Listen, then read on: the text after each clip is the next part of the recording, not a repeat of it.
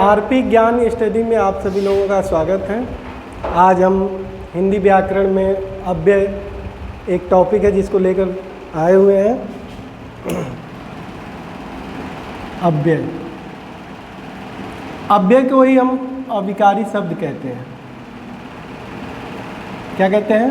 अविकारी शब्द। ये दो शब्दों अ धन व्यय से मिलकर बना है, जिसमें व्यय का अर्थ होता है खर्च और अ यहाँ पर उपसर्ग है, न जिसका अर्थ होता है या फिर रहित, यानी कि जिसका खर्च न हो उसको हम अव्यय या अविकारी शब्द कहते हैं। ये दूसरा शब्द होता है अविकारी। ये बना हुआ है अ धन विकार धन ई से मिलकर, जिसमें विकार का अर्थ होता है परिवर्तन। और यहाँ पर भी उपसर्ग है जिसका अर्थ न या फिर रहित होता है। जिन शब्दों में कोई परिवर्तन न हो उन्हें भी हम क्या कहते हैं? अविकारी शब्द या फिर अव्यय शब्द। परिभाषा इसकी हो जाती है, ऐसे शब्द जिनमें लिंग, वचन, कारक एवं काल के अनुसार कोई परिवर्तन न हो, कोई तन न हो, उन्हें अव्यय या अविकारी शब्द कहते हैं।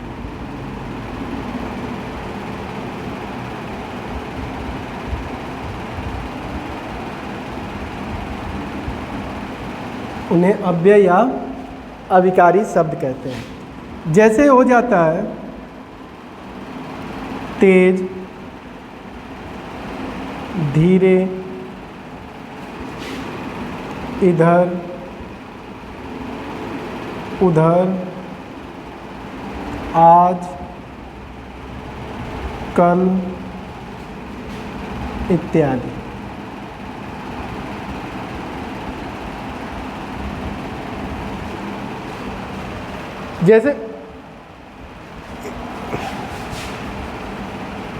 जैसे आगे समझिए इसको।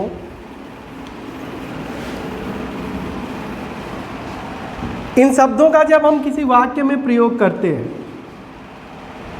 तो इनमें किसी लिंग, वचन, कारक या काल के अनुसार इनमें कोई परिवर्तन नहीं होता है। जैसे हम कहते हैं लड़का शब्द होता है, इसका बहुवचन लड़के होता है, इसका स्त्रीलिंग लड़की होता है और इसके लड़की का बहुवचन लड़कियां होता है।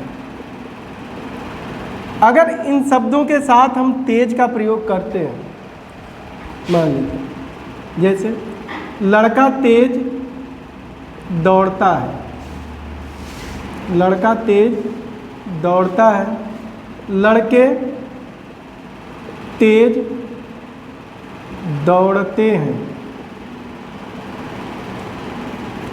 लड़की तेज दौड़ती है, लड़कियां तेज दौड़ती हैं। जैसा कि लड़का पुल्लिंग शब्द है, एक वचन में है, तो क्रिया भी आपकी पुल्लिंग शब्द है, पुल्लिंग में है और एक वचन में है, किंतु तेज में कोई परिवर्तन नहीं है। लड़के बहुवचन में है और क्रिया भी यहाँ पर बहुवचन में है, किंतु तेज में कोई परिवर्तन नहीं है। लड़की एक वचन में है और तेज क्रिया भी यहाँ पर भी स्त्रीलिंग में है, लेकिन तेज में कोई परिवर्तन नहीं है। लड़कियां बहुवचन में है, क्रिया भी बहुवचन में है, लेकिन तेज में कोई परिवर्तन नहीं है। इसलिए ये तेज शब्द क्या है? अव्यय है। इसलिए तेज शब्द क्या है? अव्यय है। अव्यय के 4 भेद होते हैं। अव्यय के 4 भेद होते हैं।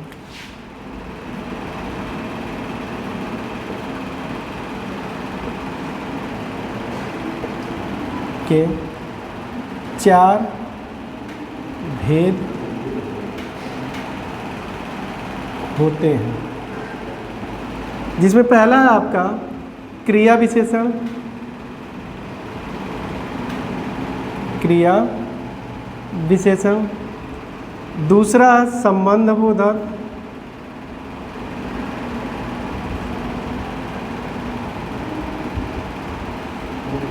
अव्यय।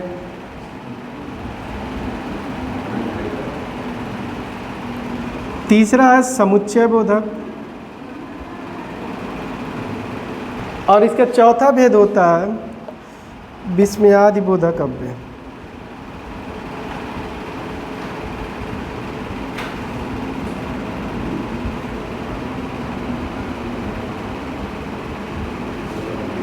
ये अव्यय के 4 भेद होते हैं। पहला क्रिया विशेषण अव्यय, दूसरा संबंध बोधक अव्यय, तीसरा समुच्चय बोधक अव्यय और चौथा विस्मयादि बोधक अव्यय। जिसमें आपका पहला होता है क्रिया विशेषण अव्यय। जो क्रिया विशेषण अव्यय होता है, ये क्रिया की विशेषता बतलाने वाले शब्द होते हैं। किसकी विशेषता? तो क्रिया की विशेषता। जो शब्द क्रिया की विशेषता बतलाते हैं उसे हम क्रिया विशेषण अव्यय कहते हैं। जैसे रमेश तेज पढ़ता है। रमेश तेज पढ़ता है। तो पढ़ता कौन है? रमेश। ये आपका करता है। अब कैसे पढ़ रहा है? तेज पढ़ रहा है। ये इसके क्रिया की रीति का बोध करा रहा है। किसका बोध करा रहा है? तो रीत। रीत का अर्थ होता है ढंग या तरीका। रीत का अर्थ होता है ढंग या फिर तरीका।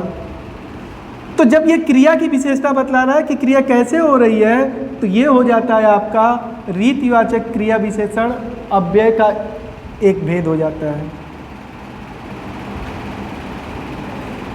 क्रिया विशेषण।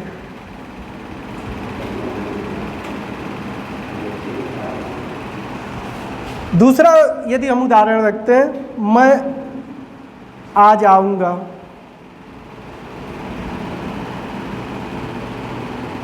मैं आज आऊंगा। आना आपकी यहां पर क्रिया है। कौन आएगा? तो मैं, ये आपका करता है। कब आऊंगा? आज आऊंगा, जो आपकी कालवाचक क्रिया विशेषण अव्यय है। यानी कि यदि हम क्रिया के साथ कब जोड़कर प्रश्न करते हैं और उत्तर में जो मिलता है, उत्तर में जो हमें मिलेगा वो क्या होगा? कालवाचक क्रिया विशेषण अव्यय। इसके अलावा ये हो जाएगा आपका कालवाचक क्रिया विशेषण अव्यय।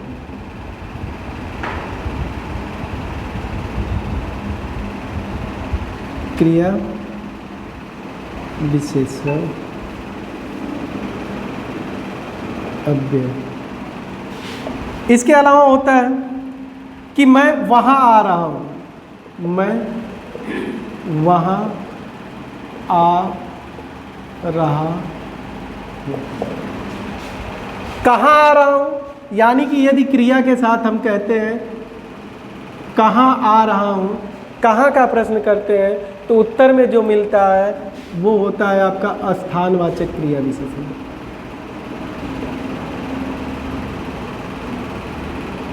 क्रिया विशेषण ये होता है आपका स्थानवाचक क्रिया विशेषण।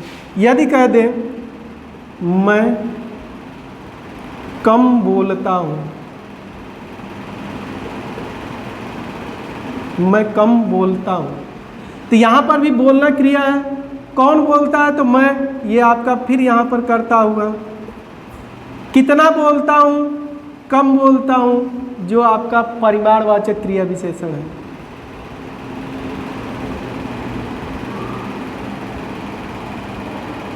क्रिया विशेषण है। इसमें केवल यदि परिमाण को छोड़ दिया जाए तो अन्य कोई भी अव्यय शब्द वाक्य में, इसके जो आपके होते हैं रीतिवाचक, कालवाचक, स्थानवाचक, कहीं पर भी आ जाए, वाक्य में कहीं पर भी हो तो वो अव्यय होंगे। किंतु परिमाणवाचक क्रिया विशेषण अव्यय जो होता है ये हमेशा क्रिया के पहले होता है। जैसे उदाहरण में समझिए, रमेश मीठा बोलता है। रमेश मीठा बोलता है। जैसा कि हम सभी जानते हैं कि ये मीठा शब्द जो होता है विशेषण होता है। मीठा शब्द विशेषण होता है, किंतु वाक्य में ये रमेश की न विशेषता बतलाकर ये क्रिया की विशेषता बतला रहा है कि बोलता मीठा है, इसलिए यहाँ पर ये विशेषण न होकर क्रिया विशेषण है। क्रिया विशेषण है, विशेषण नहीं होगा। ये क्या होगा आपका? क्रिया विशेषण, क्योंकि ये मीठा जो है क्रिया की विशेषता बतला रहा है, न कि रमेश की। यदि ये संज्ञा या फिर सर्वनाम की विशेषता बतलाता तो आपका विशेषण होता है, लेकिन क्रिया की विशेषता बतलाने के कारण ये क्या है आपका? क्रिया विशेषण अव्यय। यदि यही वाक्य होता, रमेश मीठा आम खाता है। रमेश मीठा आम खाता है, तो यहाँ पर ये जो मीठा शब्द है ये आम के लिए प्रयोग हुआ, यानी कि आम शब्द आपका क्या है? संज्ञा है। आम शब्द क्या है आपका? संज्ञा है। अब इस संज्ञा की विशेषता बतलाने के कारण ये मीठा शब्द क्या है आपका? विशेषण है। मीठा शब्द आपका क्या हुआ? विशेषण होता है। लेकिन यही यहाँ पर ये क्या है? क्रिया की विशेषता बतला रहा है, इसलिए ये क्या है? क्रिया विशेषण है। दूसरी चीज,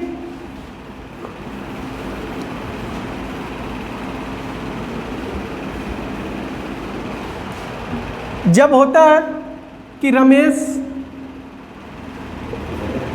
कम लिखता है, रमेश कम लिखता है, तो ये लिखने का परिमाण का बोध करा रहा है। किसके? परिमाण। परिमाण अर्थात क्या है? परिमाणवाचक क्रिया विशेषण है। लेकिन यदि यही किसी संज्ञा की विशेषता बतलाता तो ये परिमाणवाचक विशेषण होता है। जैसे आज कम वर्षा हुई। आज कम वर्षा हुई, यहाँ पर वर्षा शब्द संज्ञा है। क्या है? संज्ञा है, और इसके लिए कम का प्रयोग हुआ, तो ये जो है परिमाणवाचक विशेषण है। ये आपका क्या है? परिमाणवाचक विशेषण है, न कि परिमाणवाचक क्रिया विशेषण है। दोनों वाक्य में अंतर समझ लीजिएगा। यहाँ पर कम जो है क्रिया की विशेषता बतला रहा है, और यहाँ पर कम जो है संज्ञा की विशेषता बतला रहा है, इसलिए यहाँ पर ये परिमाणवाचक विशेषण है और यहाँ पर परिमाणवाचक क्रिया विशेषण है। क्रिया विशेषण है।